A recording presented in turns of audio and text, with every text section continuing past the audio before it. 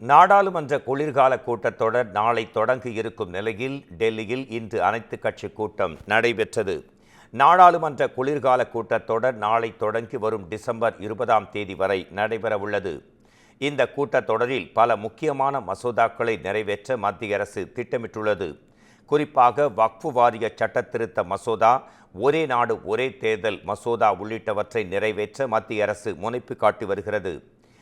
இந்நிலையில் நாடாளுமன்ற கூட்டத்தொடரை சுமூகமாக நடத்துவது குறித்து அனைத்துக் கட்சி கூட்டம் இன்று நடைபெற்றது. நாடாளுமன்ற வளாகத்தில் உள்ள பிரதான கமிட்டி அறையில் நடைபெற்ற இந்த கூட்டத்தில் மத்திய அமைச்சர்கள் கிரண் ரிஜிஜு, ராஜ்நாத் சிங், ஜே.பி. நட்டா, எல். முருகன் உள்ளிட்டோர் கலந்து கொண்டனர். எதிர்க்கட்சிகள் தரப்பில் காங்கிரஸ், திமுக உள்ளிட்ட கட்சிகளின் முக்கிய பிரதிநிதிகள் பங்கேற்றனர்.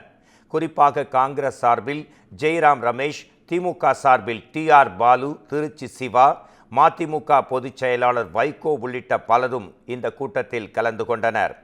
கூட்டத்தில் நாடாளுமன்ற கூட்டத்தொடரை சுமூகமாக நடத்துவது குறித்து எதிர்க்கட்சிகளுடன் மத்திய அரசு ஆலோசனை நடத்தியது.